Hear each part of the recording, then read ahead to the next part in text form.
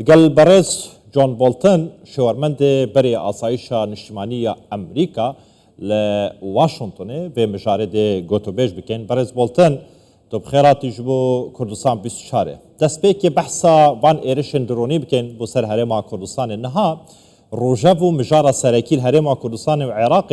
اف ایرشن درونی نبو سر هرما کردستان هرچنده عراق اللي جان پیک آنی نجبو بکرین وان ایرشانه یا تنها در انجام آشکرانه کرینه. برز بولتن اگر جتا بپرسم يعني اف جورن ایرشان یان برفرابونا ایرشان بو سر کلگه نفته و جرخان آبوری الهرما کردستان هنگ چاوا دبینن دوی دمیدا؟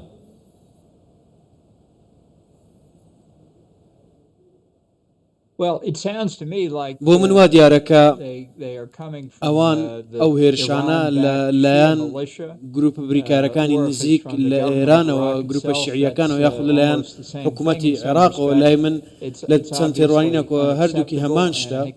هێرشەکە لای ئەوانەوە کراوە ئەمە قبول کراو نییە بەردەوامبوونیشی مەترسیە بۆ سەر هەرێمی کوردستان و لایەنەکانی دیکەی ناوچەکەدا چونکە ئەگەر ئایەتوڵاکان لە تاران لە دەسەڵات بن ئەو هەڕەشە بەردەوام دەبێت. زور باشه تگوت کو اف ایرشا قبول کراو نینا اف ایرشن درونی لسر کلگین نفت هرما کردستان برجواندین هرما کردستان و هر وها امریکا دکن آرمانج هلوست امریکا تنه د چارچوبه پروتستو کرن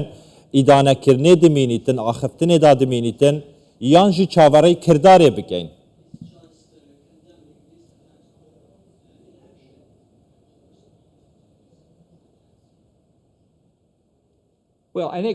لە بڕوایەدام دەبێت ڕاوێژ بە حکوومەتی هەرێمی کوردستان بکەین بۆی بزانین ئەوان تێڕوانینیان چێ دەتوانن چی بکەن پێویستیان بە چی یارمەتیەکە ئەمە پێویستی بە مانەوەی ئەمریکا نیشان دەدات لە ناوچەکەدا لە عێراق لە باکووری ڕۆژهەڵاتی سووریا و ناوچەکانی دیکەش کە دەبێت ئەمریکا بمێنێتەوە چونکە تاو کاتێ ناسەقامگیری هەیە دەبێت بمێنێتەوە مێژوویەکی درێژی نەمانەیە لەگەڵ چەندین کێشە چ میلیشیای شیعی بێ یاخود داعش بێ یاخود تەنانەت خودی ئێرانیش بێ ئەمانە کێشە بوونە وە بەرەو پێشچوونە نوێی لە سووریا هەیە دەبێت ڕەچاوی بکەین بۆ من وا دیارە لەو ساتی ئێستا نابێ ئەمریکا هێزەکانی خۆی یاخود ڕۆڵی خۆی لە ناوچەکە کەم بکاتەوە بە تایبەتی لە کاتێک ڕەچاوی گەلی کورد بکەین کە کارێکی زۆریان بۆ ئێمە کردووە لە شەڕی دژی داعش و تیرۆریستاندا. باشە هەلوێستە ئەمریکا بەرز بولتن یعنی هەلوێستێکی ئیجابی بوو ڕۆژەوێدا تنێ پرۆتەستۆکردن یان ji bêjin çi ştek hêla sor e ji bo Emerîka ku destê Emerîka vekirî bîtin bû lêdana wan gropên çekdar li Iraqê da ku berşewendên Emerîka yên hevpeymanên Emerîka dikene armanc.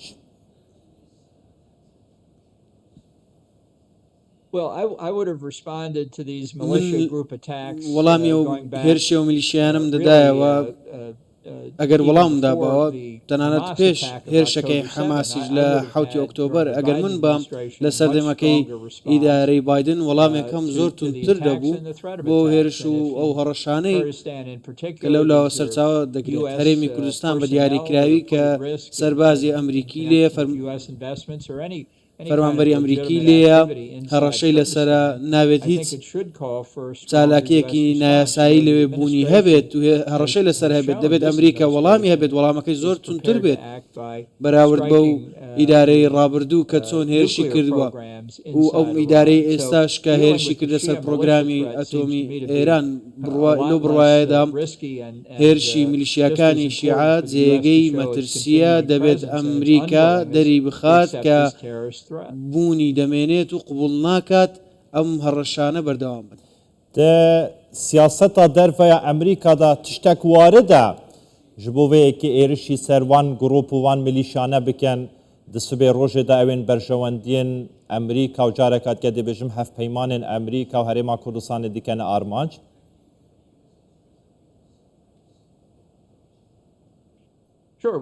بەدڵنیایەوە ئێمە مافی خۆمانە بەرگری لە خۆمان بکەین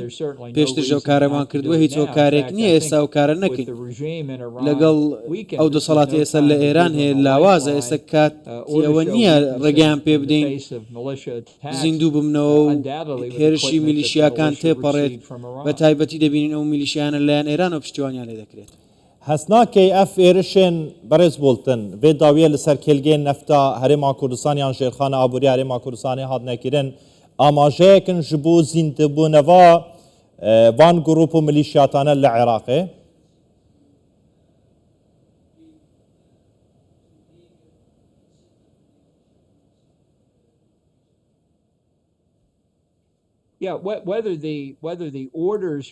ئەگەر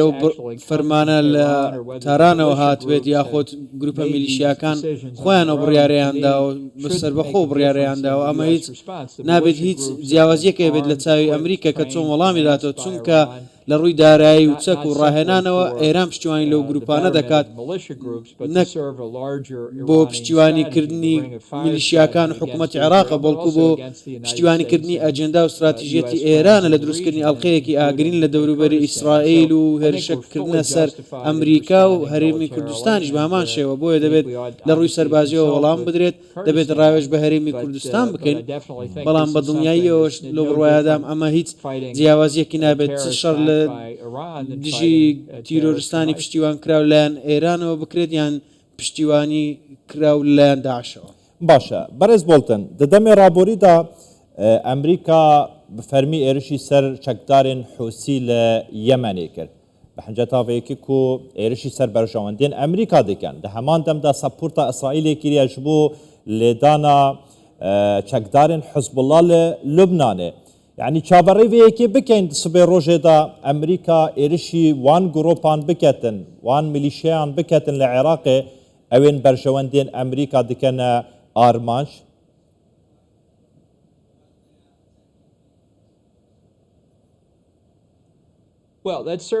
بە دڵنیاییەوە من ئەو کارم دەکرد ئەگەر خۆم ئەو دەسەڵاتم هەوا بڕیار بدەم هیواخوازم ئەو میدارەی ئەو کارە بکات چونکە لۆ بڕواایەدام ئەگەر ئەو هێرشە درۆنیانە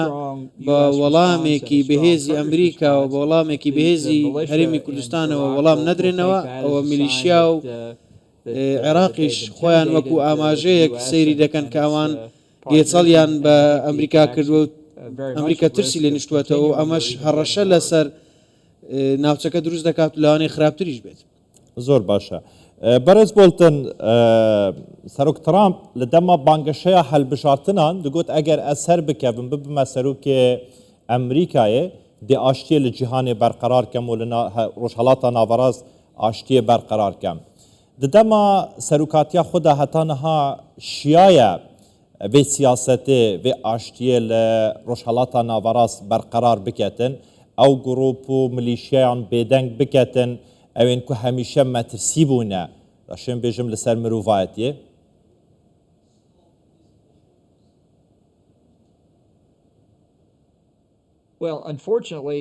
جێگای داخە ئێمە ئاشتیمان لە ناوچەکەدا نەبینیەوە دەبینین ململانەی و شەڕ بەردەوامە هەروەک باس کرد کوسیەکانی یەمان حەماس لە کەرتی غەزا حەزبەڵڵا لە ڕژێمی نوێش کە ئێستا لە سووریادا هەیە لە لوبنانیش ئەو دەسەڵاتە هەیە دەبینین ئێستا لە عێراق و هەرێمی کوردستان هێرش ڕوودەدات مانگی ڕابردوو بینیمان هەموو ئەوەی لە 7 ئۆکتۆبەرەوە ڕوویدا بینیمان ئیسرائیل و ئەمریکا وەڵامیاندا و هێرشیان کردە سەر پرۆگرامی ئەتۆمی ئێران ئەمەش بەهۆی ململانی و ناجێگیری دۆخی ڕۆژهەڵاتی ناوەڕاست بووە بەڵام بنەمای ئاشتی و ئاسایشی نێودەوڵەتی کە هەڕەشەی لەسەر هەبووە بوونی ئەو دەسەڵاتی ئێستای ئێرانە بۆیە من پشتیوانی لە ئەمریکا دەکەم بە شێوازی سەربازیەوە وەڵام بداتەوە زۆر باشە پشتی شەڕی ئیسرائیل و ئیرانێ بەڕێز بولتن چ گۆڕانکاریەکە ڕیشەیی یا بنگەهی لە سیاسەتە دەربەیە ئەمریکا ڕوودایە لە ناوچەیی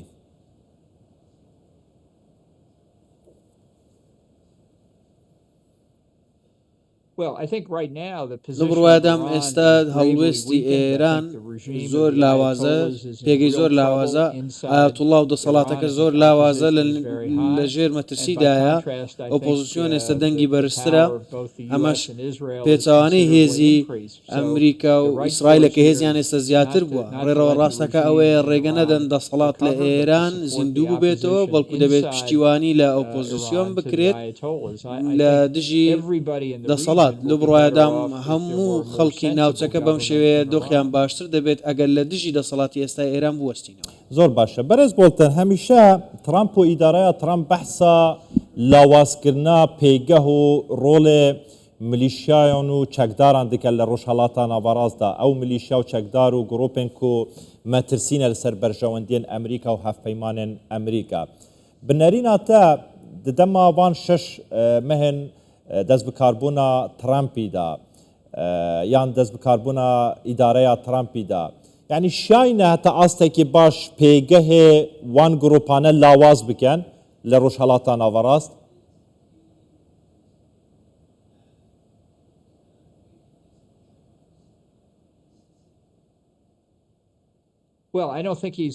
لە بڕوایدام بەو شێوەیە سەرکەوتونە بۆ زۆر کار ماوە دەبێت بیکار بەڵام ئەوەی کە زۆر گرنگە من پشتیوانی لەوە دەکەم کە هەژمون و دەسەڵاتی ئێران لە ناوچەکەدا لاواز بکرێت دەزانین هەندێک شوێن هەیە کە زیندانی داعشی لێ لە ژێر دەسەڵاتی هاسەدەدایە کەواتە مەترسیەکە تەنیا ناوچە ژێر دەسەڵاتی ئێران نییە بەڵام ئەوەی گرنگە دەبێت ئەمریکا ئاماژە دەربخات کە قبول ناکات میلیشیاکان لە عێراق وەکو داعش بە دڵی خۆیان هێرش بکەن و کار بکەن بۆ ئەوانیش ئەو دۆخە سەلامەت نابێت دەبێت بەهێزەوە وەڵام درێتەوە من نازانم ئیدارەی ترامپ دەبێت چی بکات بەڵام دەبێت بەو شێوەیە هەڵسوکەوت بکەن باشە بەرز بۆڵتن ڕۆژەڤە دیکەشی هەیە لە ڕۆژهەڵاتە ناوەڕاست کۆژی کێشەیە سووریایە هەتا نەها کێشەیە سووریای چارەسەر نەبووە ئەمریکا لە سووریای هەبوو ناخۆ هەیە هێز هەیە بنەرینە هەوە سبێ ڕۆژێدا ئەمریکا دێخوژە سووریای ڤەکێشیتن یان نە یاخۆت ئەف کێشێن نەها لە سووریای هەنە تێڕوانینە هەوە چییە بۆ بەشداریکردن و تێکهەلبوونا هێزێن هەسەدێ دگەل حکوومەتە نوێیە سووریای ئەحمەد شەرعی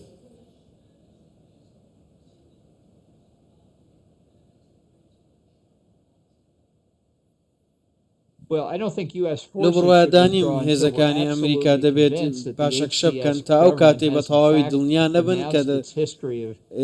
هەسەدا یاخود حکوومەتی دیمەشق ئێستا بە تەواوی دەسوەرداری ڕابردووەکەی بۆ لە تیرۆر من دەزانم کە دەسەڵاتی نوێی دیمەشق چی دەڵێت بەڵام من ڕازی نیم لەو کارانەی کردویانە کە بەو شێوێ مامەڵە ناکەن لەسەر ڕێڕەوی تیرۆر نەمابن کە پێچەوە ئەو کارەیە لەگەڵ دروزەکان کردیان لە باشووری سووریا ئەمە جێگەی شڵەژان و تێڕوانینێکی جیاوازە منیش لە شوێنی هەسەدە بم بەم شێوێ قبوڵی ناکەم یعنی واردە یان تێ چاوەڕێکردن کو دەسەبێ ڕۆژێدا ئەمریکا پشت لە کوردان بکەتن لە سووریایە کوردان بجێبێریتن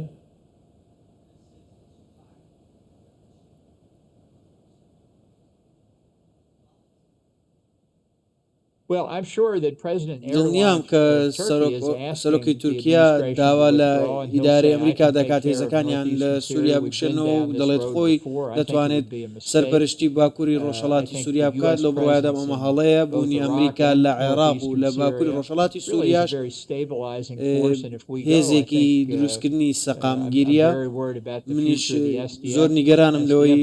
کە ئایندەی هەسەدا بەهۆی تورکیا و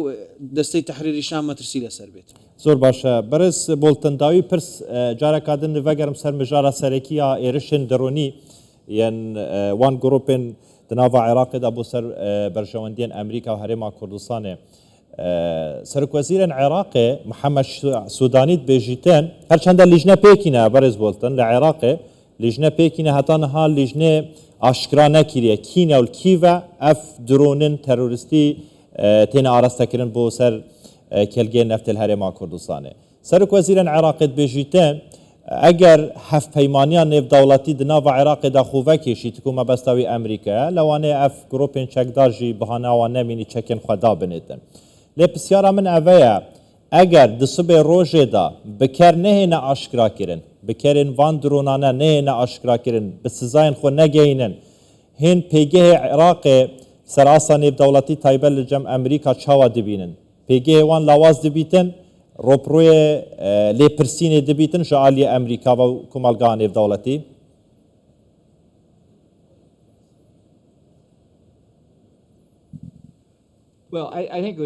لەو ڕۆیەدام ئەمە هەڵەیە بۆ ئەمریکا کە پاشەک شەب کات وەک بەهۆی ئەو هۆکارانی پێشتر باسم کرد حکوومەتی عێراق وا دیارە لەژێر فشارێکی گەورەدا لەلایەن ئێرانەوە بەهۆی ئەو زیانەی پێی گەێنراوە هەر چەند ساتێک لەمەبەر گوتم نابێت ڕێگە بە تارام بدرێت پەتێکی زیندووبوونەوە بەدەستی بگات ئەمە کاتی ئەوەیە ئەگەر تیرۆر بە هەر شێوەیەک بێت بە هەر شێوازێک بێت دەری لە نێو بچێت